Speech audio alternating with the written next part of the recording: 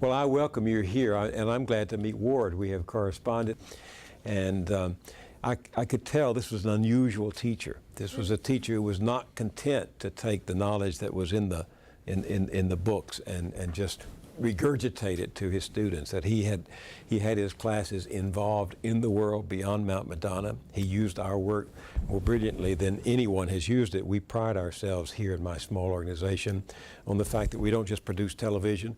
That television without legs has only lungs. It can only speak, but it can't travel.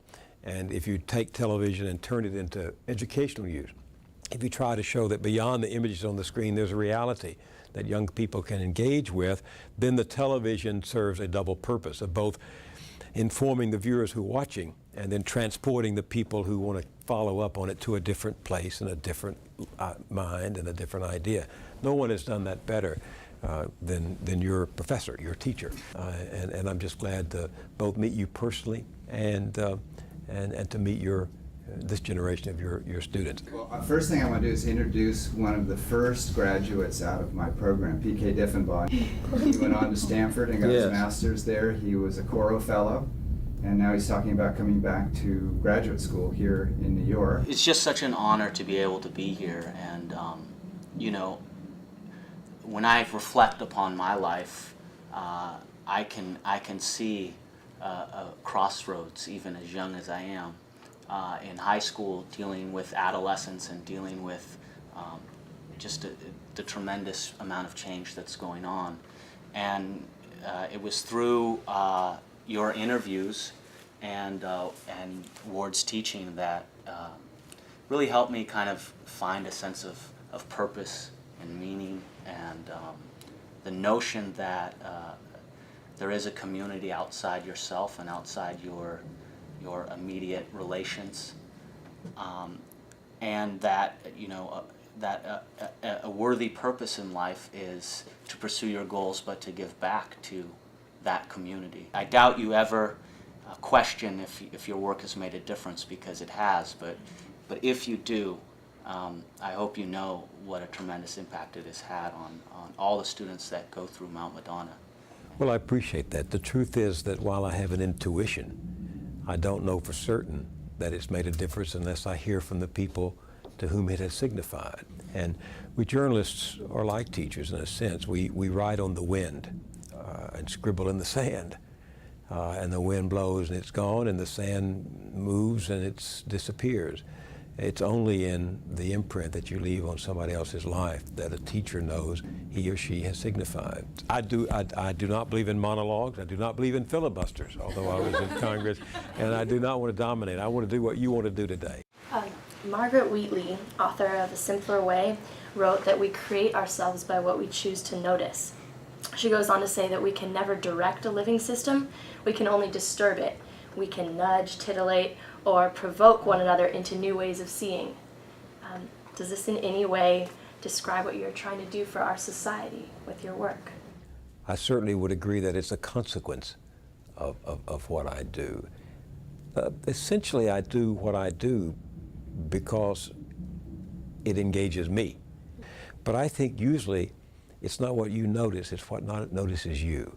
That in some indescribable way, there are ideas, there are certainly people, there are experiences, there are moments, there are encounters that notice you, that shine their attention in some way on you. But yes, in a way she's right for me in this sense, that what I notice, I have a classroom television in which what I notice I can say to others, hey, pay attention. You too may be interested in it. I mean, this grabbed me, some book inspires me to want to talk to the author, or some incident compels me almost to want to do a story about it and find out the why behind what I have read.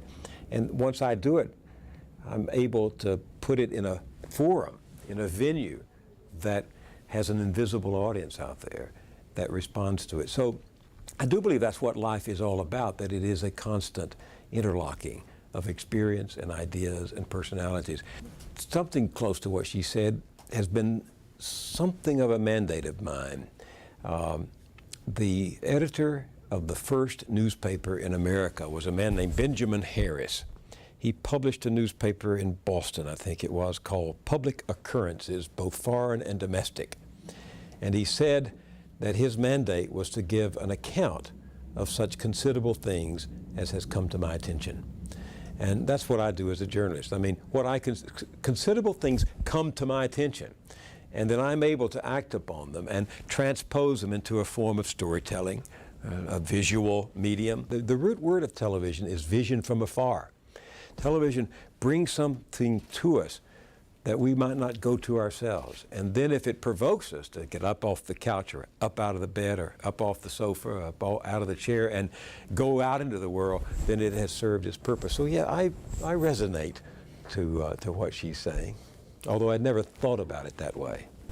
I was really inspired by your interview with Jacob Needleman. Oh, yes? And when he said, meaning can come from the search for meaning, and questioning makes one open, makes one humble. It made me want to engage in more thoughtful questioning. And I was thinking that this is a good description of what you do, questioning. And I'm curious to know if the Needleman interview and the other interviews you have done have impacted you in a great way like that. Well, you know, I just did a series, a 6-hour series called Becoming American, the Chinese experience in America. In that same series, I interviewed a young woman named Michelle Ling. She's 30 years old, and a Chinese American, a graduate of Berkeley School of Journalism, in fact. And she represents to me the quintessential American.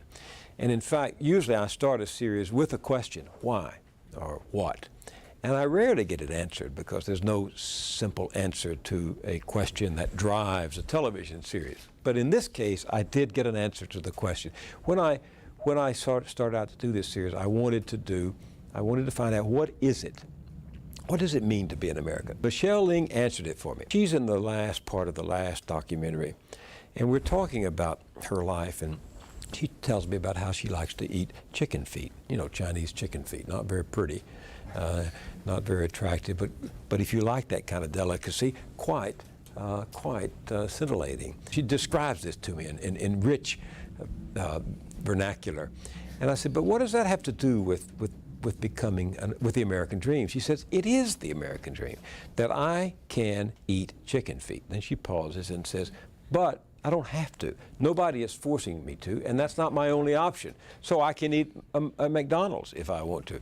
Nobody's forcing me to, nobody's stopping me from it, but I can choose to eat. And then she goes on to make the transition to a very powerful point, that in America we have, if we're fortunate, and we are fortunate, the power to invent ourselves, to compose our own life. And that is very true. And how do we compose that life? It is by what we're exposed to, and then the choices we make of the possibilities that often and usually unintentionally open to us. We make a choice. In the same way that a composer takes this note and puts it with that note and hears the sound in his head and moves to the next note, composing a piece of music, we compose our lives. I mean, your life will be different because you chose to come to New York this week. Who knows how it will be different? And so can a life be deflected by often a bump you don't even feel at the moment. And so choices put you in the trajectory of bumps you may not ever know about until you've become a certain way, made a certain choice, emerged as a certain person. Michael Nussbaum said in an interview, if you go into a situation with some fixed abstract principles and you think of the situation just as a scene for plugging in the principles, you very often are not going to see the new challenge and the characteristics of the person before you that you might have otherwise noticed. She wanted to say that Aristotle's directive is to think of yourself as though you're improvising. He compares this idea to what a good navigator might do. Now, in our preparation for an interview, we struggle a lot in planning and making a clear picture for our questions, and improvisation and spontaneity, and we were just wondering how you navigate through those two things. That's a very good question. There are always two interviews. There's the interview the person with whom I'm talking wants to do, And there's the interview that I want to come out of there with, because having studied that person's work very thoroughly, I know there's some things that she ought to, that others ought to hear from her. And so I go in with 2 roadmaps.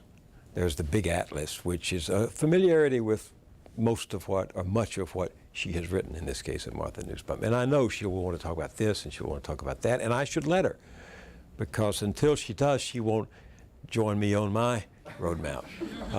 She will resist. I have to always be improvising, imposing my roadmap into, I have to embed it, current cliche, I have to embed it delicately into the interview she wants to give.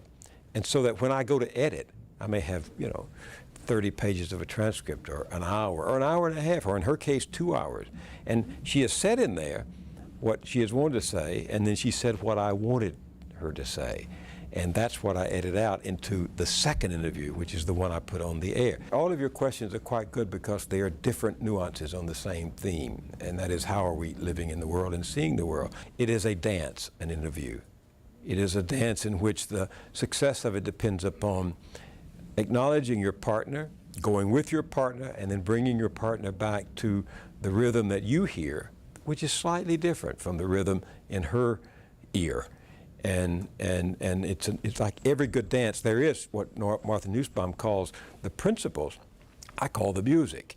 And when 2 parties are dancing to the music, or when 2 parties are having a conversation based upon different principles, you nonetheless, by improvising, come to a place where both of you are happy with the results. And I've never interviewed anyone who has been happy with the results, even though they were surprised by what they heard when they watched.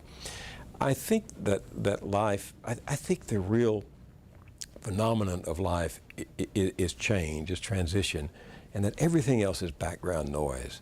And everything, politics, economy, the economy, education, I think everything in our life is background noise to the fundamental reality that from the moment we emerge from the passion of our parents and out of that fallopian tube and out through the womb into the world and on through the rest of life until it's dust to dust and ashes to ashes, I think we're in constant change. Everything is background music, and we compose our symphony, our music, as we go along. That's why you can have strong, what Martha calls abstract ideas, principles, but you always have to be responding to the world as it is. And the challenge of an ethical life, I think, is to respond to the world from your principles, so that you remain true to who you are, even as you are dancing to music you didn't compose.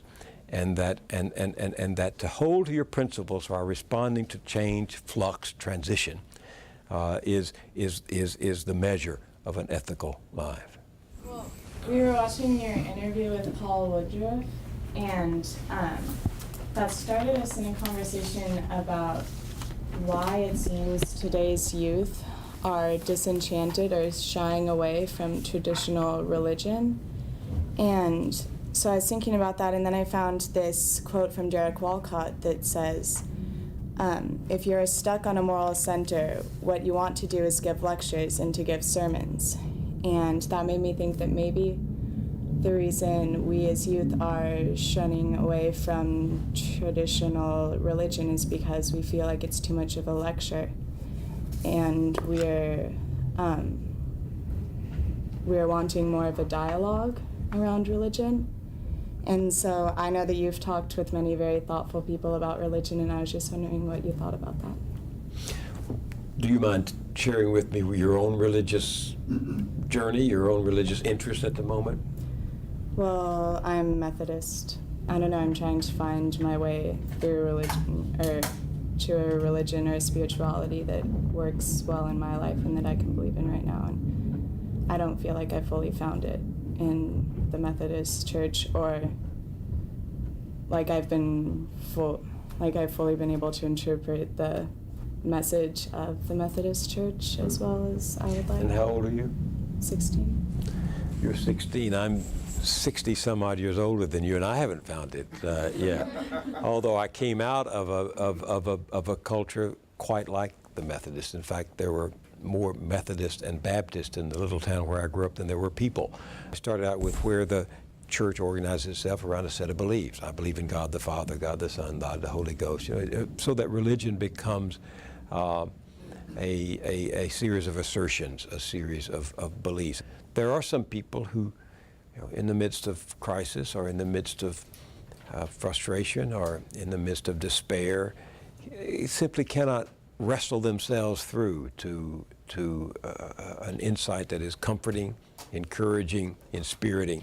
And they need to cling to what they have been told that sounds good. My father was very much that way, particularly after the death of my brother in 1966 at the age of 39. My older brother was my only sibling, was really my father's favorite, and he died. And I don't, of cancer. And I don't think my father would have survived if the church hadn't given him such sayings as, in my Father's house are many mansions. If I did not believe it, I wouldn't have told you. Or Jesus said, I'm the way, the truth, and the life. And those are things that those were anchors to which my father could fasten his grief in a way that without exploring or without answering gave him comfort and consolation. So I have a great deal of sympathy for people who cling to propositions, to assertions, to bumper stickers, if you will, the bumper stickers of religion. But they get arrested there. And because they get arrested there, they never explore the deeper spiritual discoveries that are there for somebody who is open to experience. I said to Joseph Campbell in the series of interviews I did, are you a man of faith? He said, I don't need faith, I have experience. I have experience in the discovery of a personal sense of the divinity in the universe. It cannot be in the universe, cannot be labeled, cannot be sculptured, cannot be marketed. It is an experience that you discover as you open yourself up. I have one of my favorite interviews this Friday night on Now with the religion scholar Elaine Pagels. She's just out with a new book called The Gospel of Thomas, Beyond Belief. Elaine Pagels gives the best articulation of the difference between belief, which is I believe in this, and faith, which is in fact casting yourself into the experience and letting it shape you. Only by doing it, only by letting go can you really learn to swim. And only by moving beyond the assertions you've been taught to the experience of learning from your own experience can you really find that spirituality. So I think your generation is on a very good search, a difficult one. It's much easier to have that roadmap I talked about. When we went to Washington, D.C. last year to interview different people in the government, we asked them our favorite question, which was, how can we make America more of a learning culture than a teaching culture? In a culture, a society that is so filled with propaganda in which everybody has a spin on things, it's very hard to develop the capacity for learning, which is the capacity for listening, which is the capacity for growing in response to what you listen by rejecting what you think isn't valid for your life and accepting what is and weaving it into the fabric of your own destiny. I don't have an answer to that question of how we move from a teaching culture where everybody has something to tell somebody else, a propaganda culture or a teaching culture, to a culture where we have developed this capacity to learn. I mean, obviously, without flattering you, I think that's what you all are doing.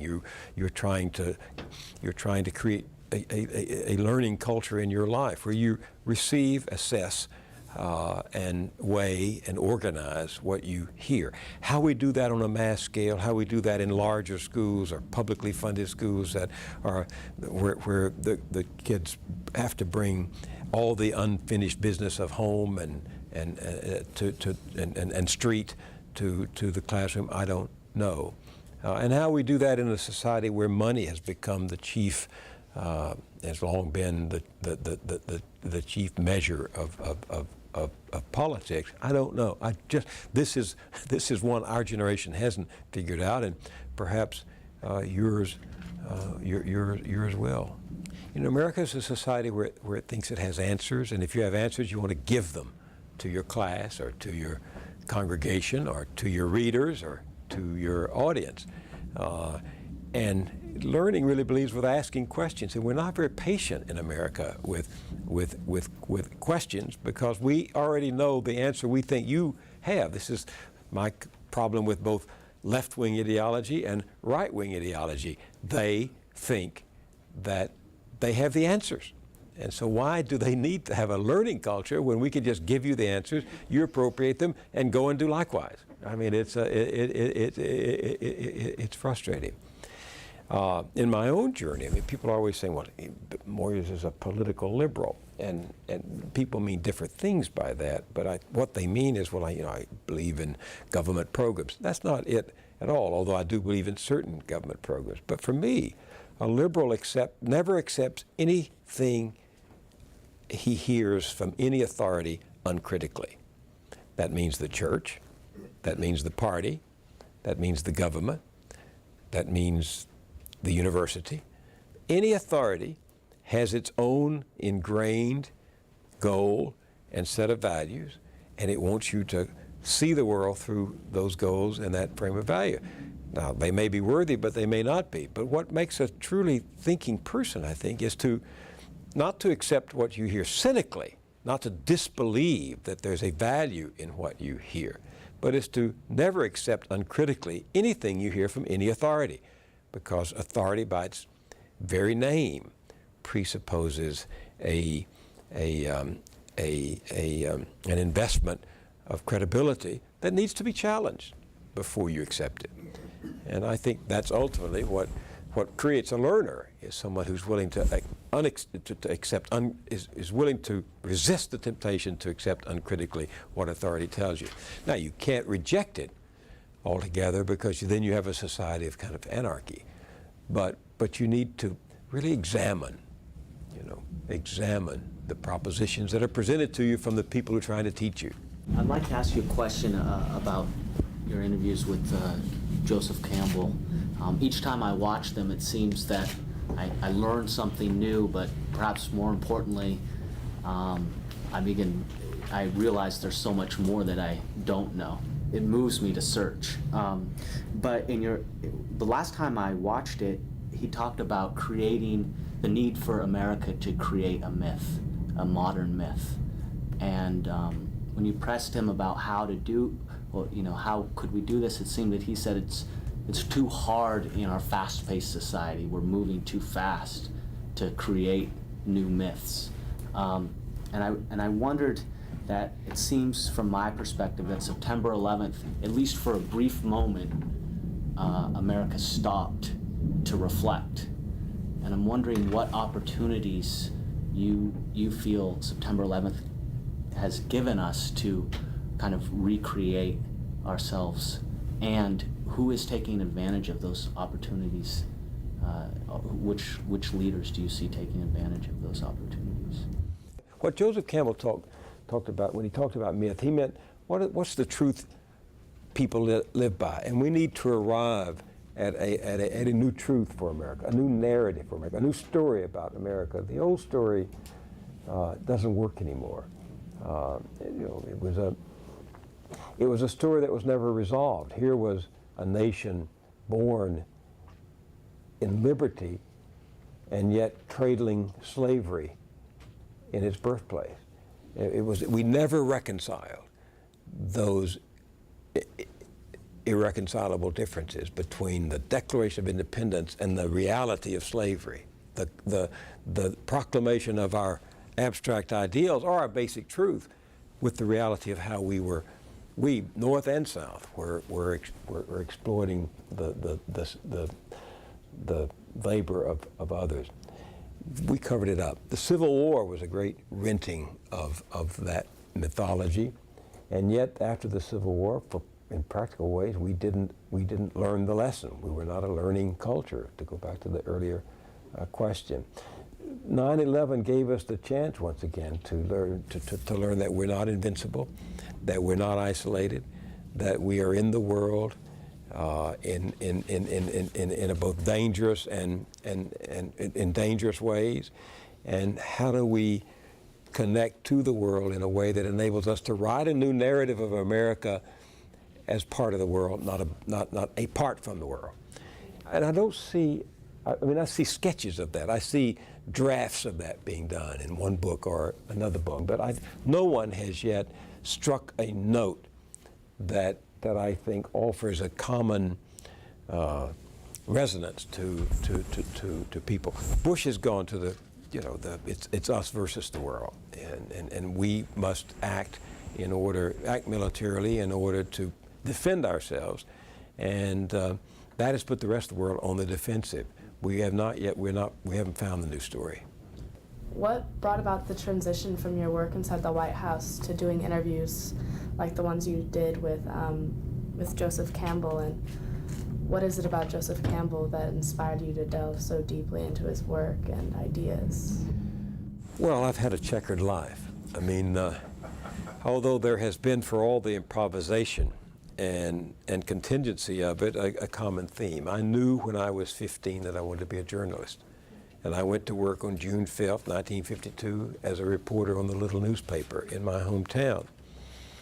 And a series of unexpected events led me on a circuitous route that wound up with my working for the Kennedy-Johnson administration in the campaign of 1960, and then in the Peace Corps for 3 years, and then I was in Texas at the time of the assassination, came back on President Johnson, the new president's plane, and was for 4 years one of his closest associates.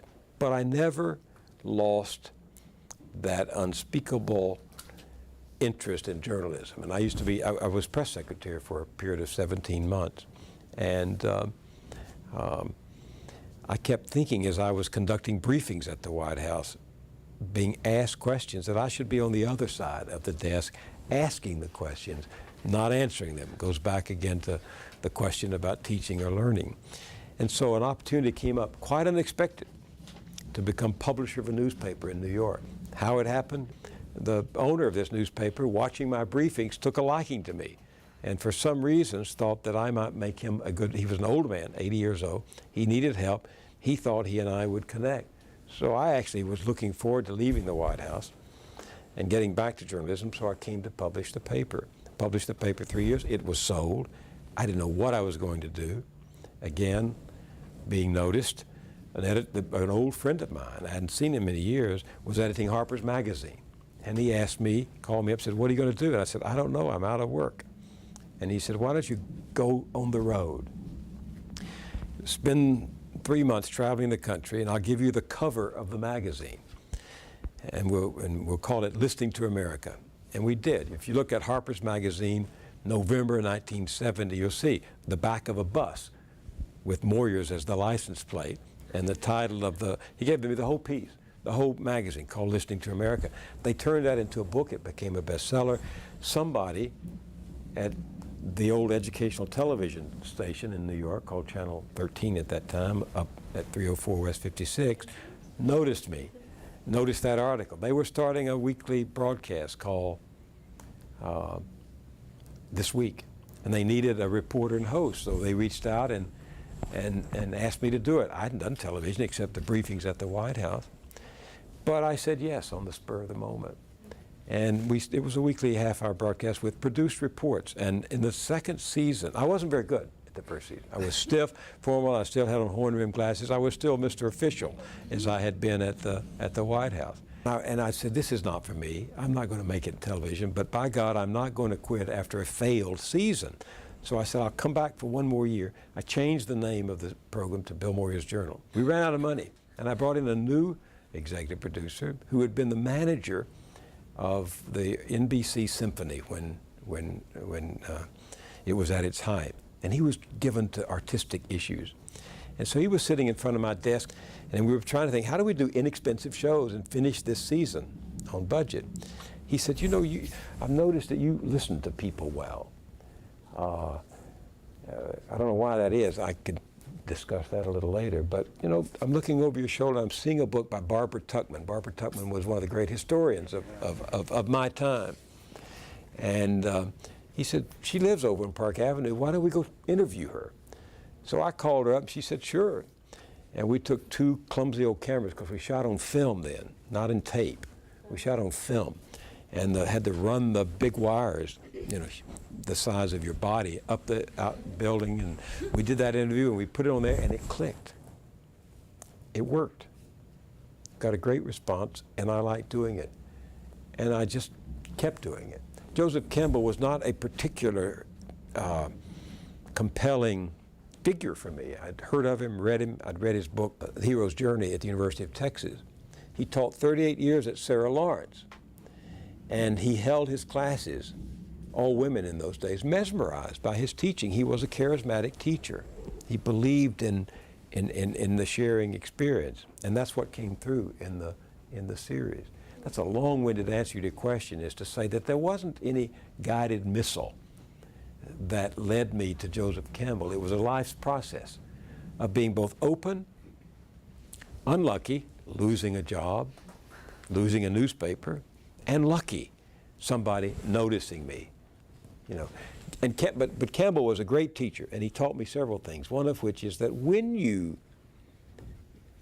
leap, very often the universe responds with invisible hands that catch you and transfer you, transform your life, turn you in a different direction. And that happened to me at a series of points. It wasn't any great epiphany. There was no moment of revelation, no aha, no eureka, but there was just a series of changes that were the result of my moving in this direction and somebody else moving me slightly in another direction. People love to listen to other people who have something to say. Now, they love to listen to people who don't have anything to say, or we wouldn't have celebrity journalism with all these interviews with celebrities on who never say anything. But one of the reasons I've done what I've done is that people who have nothing to say get the most airtime in America, whether it's politicians or celebrities. And the people who really have things to say, like Dewey Ming and Joseph Campbell and Barbara Tuchman and Martha Nussbaum, rarely get television time. And yet they can take you into a kingdom of thought that is so unexplored as to rivet you when you're exposed to it. And that's why I've kept doing it, even as I've kept doing documentary. Yes? How did your experience in the White House during the Vietnam War affect your views on government, how it works or doesn't work? And how did it affect your views on like military action as a useful government tool? I learned less about government than I did about our society. I learned a lot of, it drove me back to a kind of journalism that I've been trying to practice, which is, you know, I said earlier, news is what someone wants to keep hidden and everything else is advertising. I grew up in the South. The South I grew up in was still a deeply racist, segregated society where people were in denial about race and slavery. And of course, in the 1820s and 1830s and 1840s and 50s, anybody who tried to speak the truth about slavery was driven from the classroom, driven from the newsroom, driven from the pulpit. And Southerners entered a kind of mass denial about slavery. Politics failed because you can't have effective democratic politics when people are in denial. And we had to go to war to settle the issue of slavery. Then it took another 100 years before we actually worked out the consequences of that war. In the Vietnam War, we drew our wagons together in a circle. We stopped listening to others, as we had done in the South. And both ended in tragedy. The denial of truth in the 1850s to the war, Civil War, and the denial of reality in Southeast Asia to the Vietnam War. So that, more than anything else, my White House experience has informed my journalist. I think it's made me a better journalist than I would have been otherwise. It's made me, as I said earlier, more critical of authority, not to take things that you're told on face value, So it's had that very powerful effect on my journalism. We were watching your series on addiction, and you interviewed a family in which the parents were addicted to drugs. And when I was watching that, I felt really angry at the parents and kind of upset that they put their children in that kind of situation. And I was wondering if you have strong emotional reactions to the subjects that you cover, and how do you balance your own feelings with the responsibility to present that information impartially? That too is a good question, and it's not easy. I do sometimes have very strong reactions, and yet I am there not to react, but to report. I always am responding emotionally, but I'm always trying not to pretend to be impartial. But there are professional tools you bring to bear in your work. A doctor can operate and not let the sight of blood sicken him. A doctor, a parent can change a baby and hold her nose, or his nose, so to speak. I mean, there are professional skills you bring to my work, and one of them is never to be surprised, or if you are surprised, never to show that you're surprised, or you'll lose the story. So yes, I get angry, and I used to get angry at people who were addicted, at alcoholics and addicts, until my own son turned out to be one. I mean, that series was done because I had a 30-year-old son. He's a brilliant journalist in his own right, married, upstanding citizen, promising young man. And at age 30, he disappeared. 30. Disappeared. We found him, my wife found him in a crack house in Harlem. Got him out. Then he relapsed a second time, and we almost lost him. And then the third time he relapsed, I had to spend 5 days searching for him, and finally found him in a crack house in Atlanta. And with policemen with their guns drawn, we went in and got him out. And this time treatment worked. That was 12 years ago. And he's vice president of Hazelden, the rehabilitation center where he got his treatment. And what I learned in that experience is that addiction is a disease. You don't get angry at somebody if they have cancer or malaria or HIV. You don't get angry at them because they've got a disease. That's why I began that series with the first hour called The Hijacked Brain, because chemicals change your brain. And they change your brain so that if you have a tendency to addiction, if your genes and chromosomes react to want more, then sooner than later, the chemical changes in your brain affect your behavior, and you're no longer responsible for it. And you don't get angry at the person, you get angry at the disease. And that's what I learned from my 10-year experience with my son. And that's what we tried patiently to explain in that first hour through the use of neuroscientists and science. We tried to explain how the brain is hijacked by chemicals, whether alcohol and addiction. Why is it, I can have 2 drinks and stop. I never want more than 2 drinks. My son can't have 1 and stop. So his responsibility in the face of his disease is never to have that drink. That's the meaning of sobriety and recovery. He just says no, and he does. Because he knows if he has 1 beer even, he's gone again. And for 12 years, he's been able to exercise that responsibility. So I do have to try to understand who they are and why they are in order not to get angry with them. Michael Joseph said in his interview with you, the most moving moment was having a child. When I compare how I was approaching teaching ethics to the law students with how I wanted to teach my son ethics and what I wanted him to be, I saw an enormous inconsistency. We know that your son affected your work quite a bit just from that, but in what other ways has it affected your approach and also the choice of subject matter that you've shown to the public? Well, having a family has saved me from a toxic absorption with myself. It is very hard to put yourself first when you have 4 other people whose needs are equal to yours. I mean, the tendency to egoism is very powerful in a society, and it's never more pronounced than it is when you're on a public stage, as I am. And having a family has empowered, has provided me the empathy to see that other people's needs are often quite more important than mine. So it's kept a balance in my life. And I think it has affected many of the subjects that I have dealt with, such as addiction. I mean, and we did a wonderful documentary on the Families First, the effort to establish adoption for foster the children's program. I've done a number of things because of my experience as a father and a husband and a parent. Even my grandchildren saved me from self-absorption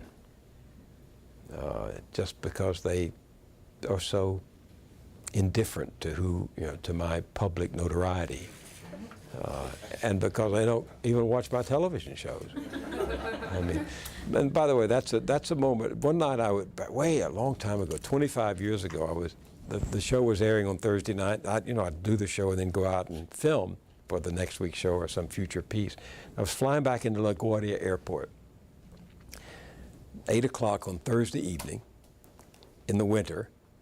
All the lights were below, the cars were moving, you could see just the hustle and bustle of this city. And I knew at that particular moment that my show was beginning to air, and I thought, my God, look at all the people who are not watching my broadcast. And that's a constantly humbling reality. Ralph Waldo Emerson, whom I'm sure you all have studied, said that all of life is transference. It's not creativity. Nothing is original. It is transference, and we humans live out our destiny that way. We dive and reappear, and I think that is true. I think ultimately it is all about a moral transaction. America is essentially a material transaction. You take $10 and buy something, you want to get something of value. I think on the level of the moral exchange, it's also, that is also true, that when people sit and watch my television program for an hour, they're giving me something they will never get back, which is an hour of their life. It is irreplaceable. It has been spent, and I owe them something of moral value in exchange. I feel the same way about a gathering like this. You're giving me 2 hours of your life, and you will never get those 2 hours back. They are gone. You spent them this way, and if there's no investment, you've wasted them.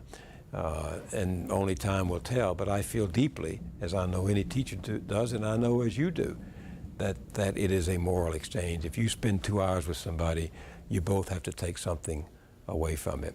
I assure you that I take a lot of value away from this, the reassurance to an old man that when he leaves the field, he's not leaving it empty, that there are a lot of others he'll never know, lives he'll never see unfold, names he'll never remember, who are out there carrying on that, what I call the great transaction of democracy. And I wish all of you well.